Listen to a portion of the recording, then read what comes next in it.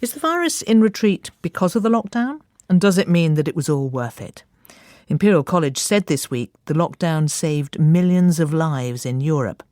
But there is another view that the price of the lockdown was, and will yet be, felt in different ways.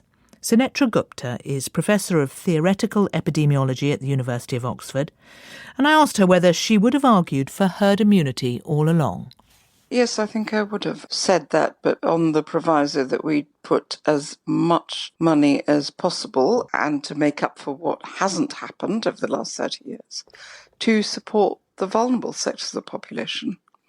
So I would have said yes. I think at that point we had enough information to know that there were certain sectors of the population who were particularly vulnerable and that we needed to protect them and to reduce their risk. And the way to reduce the risk to the vulnerable population, as we have done with unwittingly in some cases with the pathogens that do kill elderly people and others who are vulnerable, is by having enough immunity ourselves such that the risk posed to the vulnerable populations is low. So what the idea that the rest of the population carry on as normal, try possibly to get the virus so that they can be the people who represent the herd immunity? I mean, that's how we've traditionally dealt with the pathogens that do at the moment kill the elderly and the vulnerable. I mean, we need to balance out that problem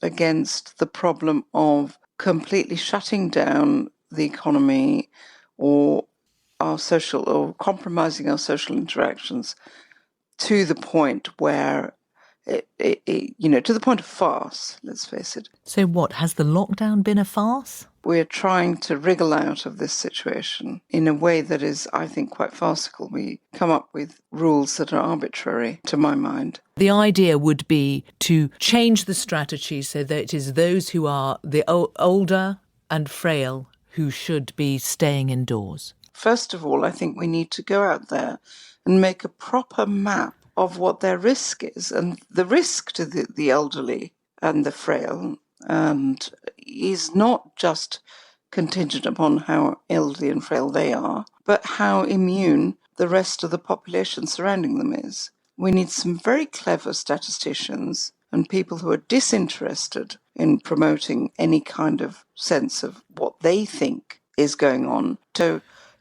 in London, I think the epidemic has more or less run its course, from what I can see. And, perhaps we can have different strategies, but it's very likely from the data that it hasn't spread out from London. So we need to make sensible decisions about how to protect people. So should we relax about the R number, lift the lockdown quickly and not be fazed by the idea of a second wave? There will be another resurgence of this like any other respiratory pathogen in the winter, and we need to prepare for that. We hear that there is some regret expressed in Sweden at their high death toll. Would that not have happened here if we didn't have the lockdown? I think it's unfortunate that people are focusing on that point. I think Tegnell said was that they could have done better to protect the care homes, and indeed that is indeed what we should have done. And that's so Tegnell, the epidemiologist. That's right. We should have protected if we could. And, far be it from me to say how that would have been possible, but to protect people in care homes, I think we're agreed on that. I think it's unfortunate that people are jumping on that to say that they should have locked down earlier. What I don't understand about lockdown is, what is the exit strategy from it anyway? Would you just lift it as quickly as possible? Yes, right now, yes, absolutely. Do you think the disease arose earlier in China than has been suggested? Absolutely, yes. Mm-hmm. When do you think it appeared? Well, I wouldn't want to put a number on it, but I think that in any normal system, that by the time you detect deaths from a disease, it's been around for at least a month. So what, are we talking October rather than November? Yes, something like that, October, November, yes.